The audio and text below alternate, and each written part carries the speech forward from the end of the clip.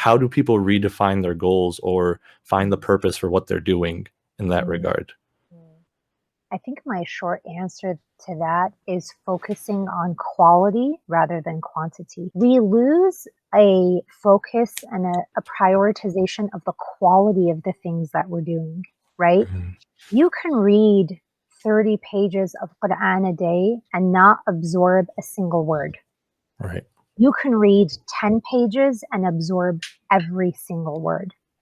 And I am not saying that quantity is not important. I am saying that we have tilted that balance so deeply that all we care about is quantity, that we have lost the sense of quality of things, quality time, quality worship, quality prayer, quality reading, all of these things, quality, quality, quality. And in order to get back into balance between quantity and quality, we have to start paying attention to quality. We've given way too much attention to quantity. We are engineered to care about quantity and amount and the number of things, that it is going to take very intentional paying attention to our presence when we are worshiping, our presence when we are with God, our presence when we are reading the Word of God. When we start to pay attention to quality, we will start to notice what's important here, right? You will start to get a sense of like, actually, that 10 pages that I read, I understood, I connected, I learned more than that speedy 30 pages. And here's the thing, if you're able to do both, absolutely do both. But do not sacrifice quality for quantity. That's where you get to the place where you just said where you're missing the point. Literally. I mean, when we talk about pun intended, you are Right. missing the point. You're missing the point of the thing that you're reading when you're just glossing over it. We want to get to a place where we're back in balance, where we are back in balance, not only for the month of Ramadan, but for our entire lives, where we will focus on our presence, where we focus on the quality of our being and the quality of how we are showing up to the thing, just as much as we focus on the amount of the thing or how much I got done. Once we are back into balance, we can talk about that one juz'ah a day and da-da-da. If you can maintain quality when you do that, all the more power to you. But if you find that you are speeding through prayer, you are speeding through reading, just to do that checkbox, you're missing the point. Accept the invitation to stillness, accept the invitation to slow down, and use that stillness and slowing down as a way to start perfecting and cultivating a sense of quality in the way that you do things. We have these phrases in the way that we talk, but we kind of miss them sometimes. It's like, you know, when someone cooks with love, right?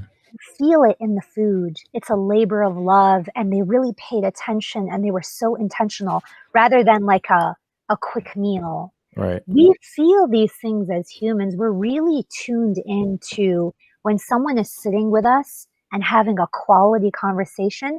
We notice when a person is really there with us, present, listening deeply, rather than when someone is distracted and kind of having a conversation in their own head. We as humans are in tune to these things, these kind of subtle, non Intangibles. Yeah. intangible things. God, our creator, knows the difference too, right? If we can tell the difference as human beings, God knows the difference. God can tell the difference, and we can tell the difference. And so simply coming back to that state of awareness and noticing, how am I in this prayer? How did I show up? How did I show up to this reading of the Quran, right?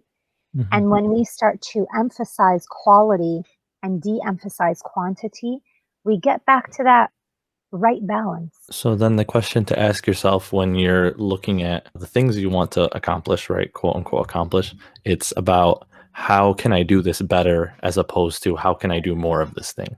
Absolutely. Absolutely. Absolutely.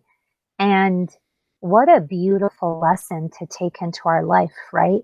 Hmm. Imagine we approached everything in our life that way. Those things that you just said and that we've been talking about are the key to contentment. They are the key to more joy.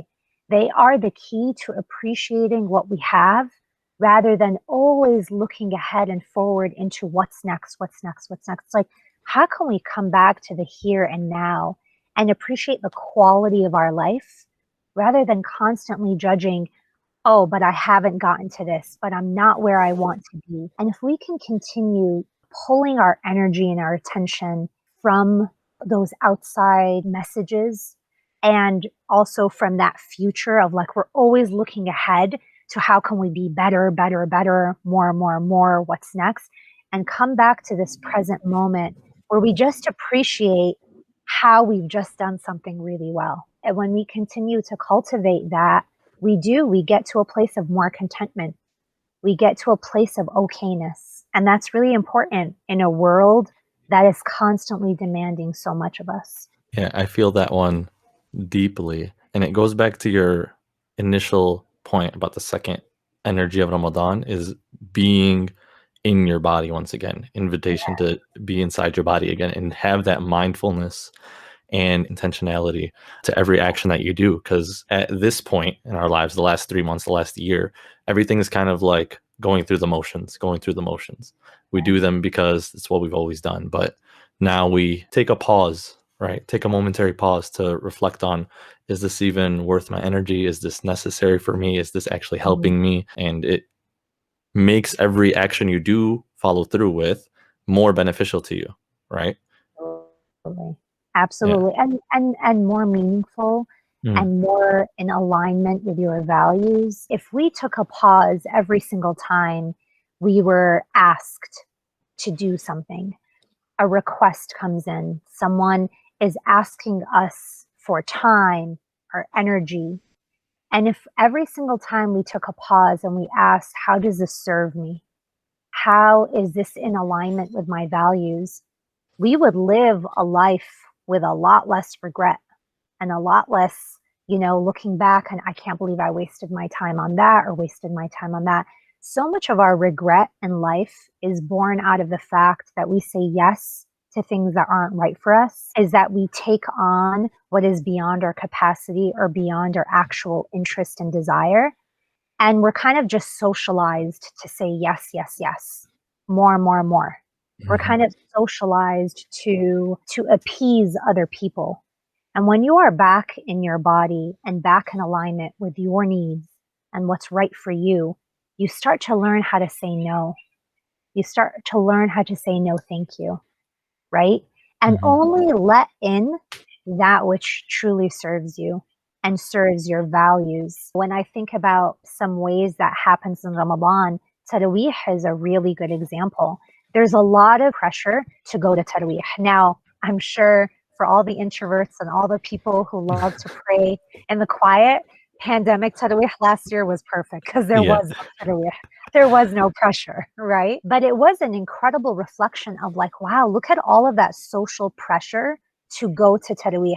And by the way, that is a created modern phenomenon. In the time of the Mhm. Prophet, ﷺ, they did not pray Taraweeh in large public gatherings like that regularly. In fact, the Prophet ﷺ, more often than not, prayed Taraweeh in the privacy of his own home. Wow. But we feel so much pressure to show up, to in fact, I hate to say it, perform, Right. right? Religion and spirituality, again, because of all the pressures, and I think, I don't know, this weird modern phenomenon to perform. Mhm. So religion and spirituality in one ways have become performative. People show up to Taraweeh and then there's like this bragging around like, Mhm. oh, I did all 30 days in the masjid, Right. and I Or did, or even like the messages that have they do the 20 rak'at tarawih.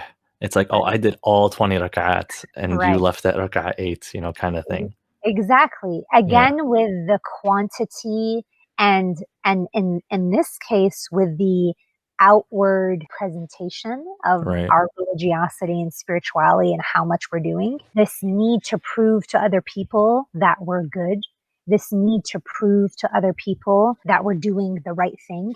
Mhm. And again, when we talk about coming back to the body, it's also about coming back to the self. How do we hold ourselves accountable without needing that performative aspect of it, right? Mhm. How can we feel okay doing things in the darkness, right? And in the privacy of our own home where no one else is keeping tabs except God. Mhm. When we do and perform for others, we are losing something in that process. We are losing some of our intention. We're losing some of the authenticity of it.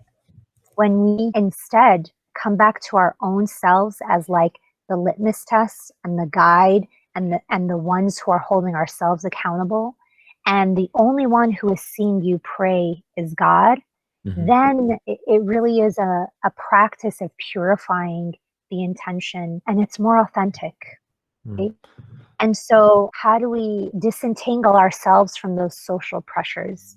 How Mhm. do we disentangle ourselves from that performative nature and get back to what Ramadan is about?